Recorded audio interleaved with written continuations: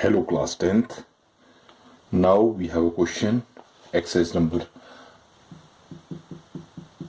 12.3. Question number है 6. हाँ जी, क्या कहता है वो? कहता है in a circular table cover of a radius 32 centimeter a design is formed leaving an equilateral triangle ABC in the middle shown in the figure. Find the area of the design.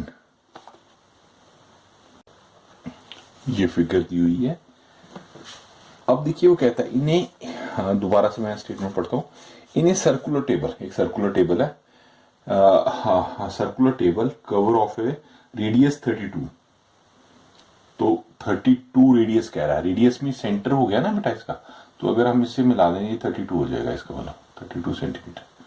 ठीक है, अगर हम इधर से मिला दें वो भी, तो ये तीनों की रेडियस बनती है एक तरह से 32. Design is formed living an equilateral triangle. जिस तरह ये इक्विलेटरल ट्रायंगल बनता है. इक्विलेटरल ट्रायंगल वो जिसकी सारी साइड्स इक्वल होती हैं, तो 32 सेंटीमीटर. ठीक है, shown in the figure. Find the area of the design shaded reason. तो इसका हमने एरिया फाइंड आउट करना है.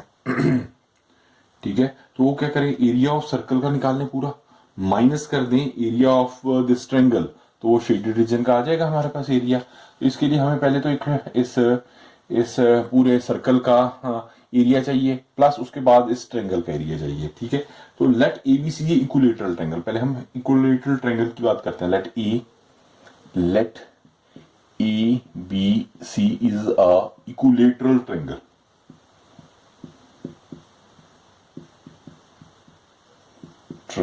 ठीक है, and let O be the circumferences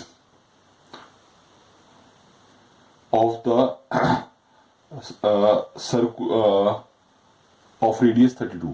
ठीक है, circumferences हो गया, O is the circumferences of radius 32. The area of circle, yes student, area of circle क्या होता है? Area of circle yes ये होता है पाई आर स्क्वायर. तो पूरे सर्कल का हम एरिया निकाल लेते हैं. वो क्या हो जाएगा 22/7.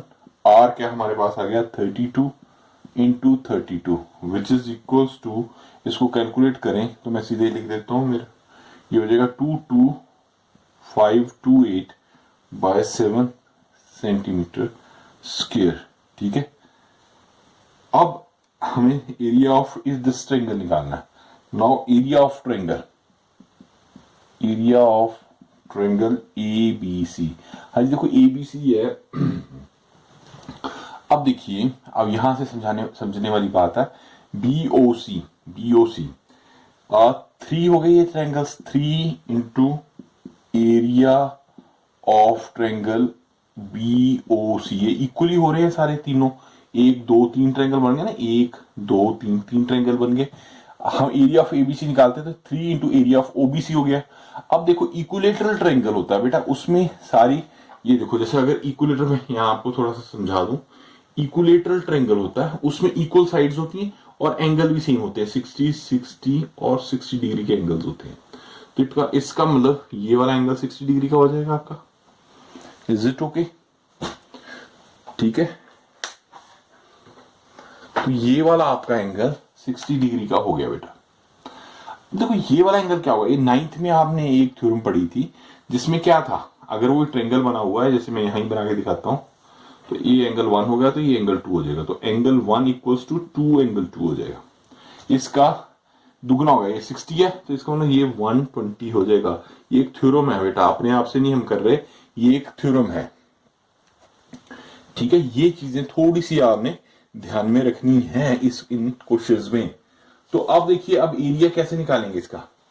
3 मैं थोड़ा इसको अलग रख लेता हूं.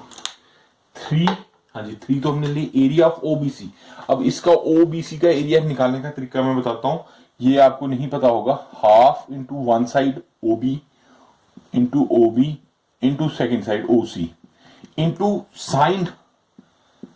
इस जो एंगल होगा इसका साइन लेना है. ये थोड़ा सा आपको ये थोड़ा टिपिकल सा क्वेश्चन, थोड़ा ध्यान रखना पड़ेगा। साइन ओबीसी, इसको कई तरीकों से किया जा सकता है। बाकी जो मेथड है बहुत टफ आ जाते हैं, लेंथी प्रोसेस आ जाते हैं, बच्चे नहीं कर पाते। तो ये आपको थोड़ा सा ध्यान रखना है कि अगर हमने ये ऐसा है ट्रायंगल, तो एक साइड दूसरी साइड और जो बीच का एंगल होता है साइन होता है, साइन 120 तो 120 ऑब्वियसली हो जाएगा।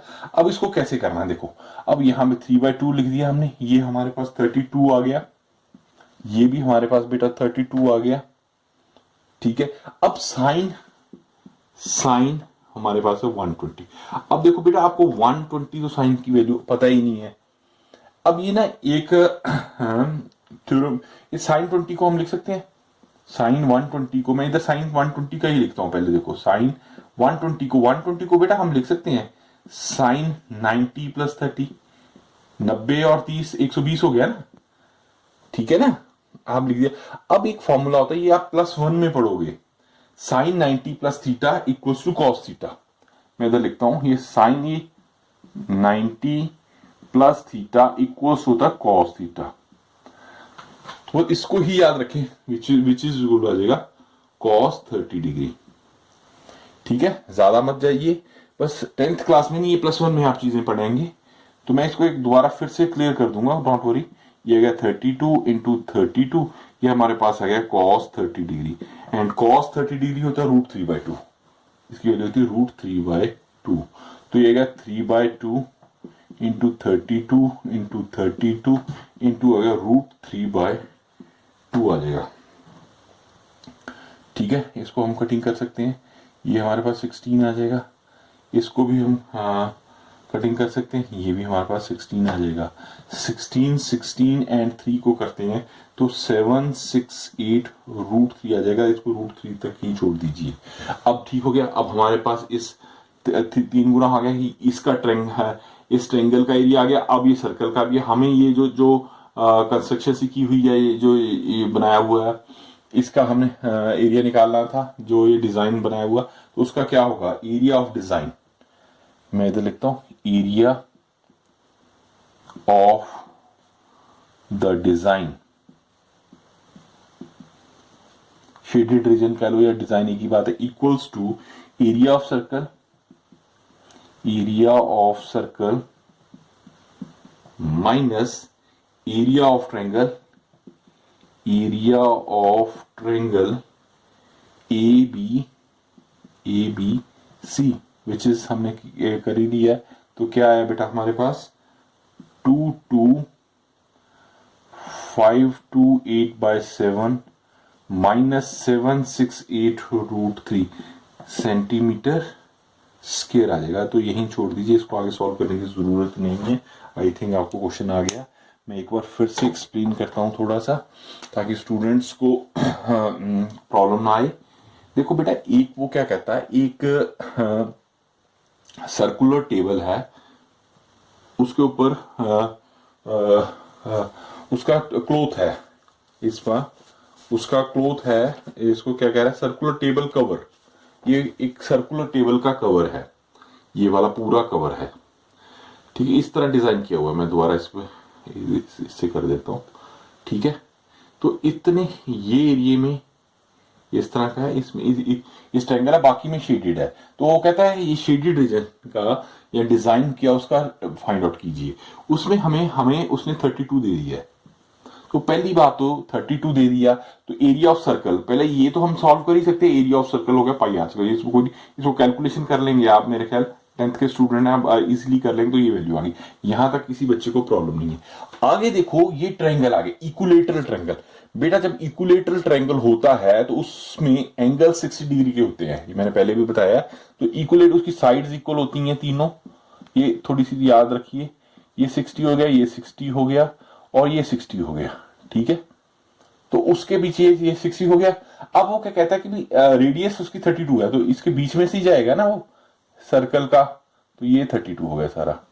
अब ये 32 हो गया। अब देखो, अब ये 3 ट्रायंगल बन गए। एक ट्रायंगल के बीच में ही देखो बेटा 3 ट्रायंगल्स बन रहे हैं, 1 ट्रायंगल, 2 ट्रायंगल, 3 ट्रायंगल। और एक थ्योरम आपने पढ़ी थी, तो अगर ऐसा ट्रायंगल बनता है, जो ऊपर वाला ये ट्रायंगल 60 है, तो उसका डबल हो जाता है। एंगल 1 और एंगल 2 माने तो angle 1 equal double of angle 2। ये आपने 9th में एक थ्योरम पढ़ी थी, उसके अकॉर्डिंग टू ज्योमेट्री ये होता है। तो ये 60 तो हमें पता ही है 120 हो जाएगा। अब देखो अगर इस तरह दिया हो, ये भी एक मेथड होता है, जैसे 120 है, ये हमें 32 दिया है, 32 दिया है, तो अब इस तरह के क्वेश्चन का एरिया निकालने का क्या मेथड था, हाफ। देखिए मैं दोबारा कर रहा हूं, ये हमें किया था, जैसे 3 थे तो 3 लिख दिया, ठीक है, हाफ एक साइड दूसरी side into sine of that angle. ये आपने एक फॉर्मूला है, ये आपने भी याद रखना है, ठीक है। अब साइन हमारे पास 120 है, 120 को हम 90 प्लस 30 लिख सकते हैं।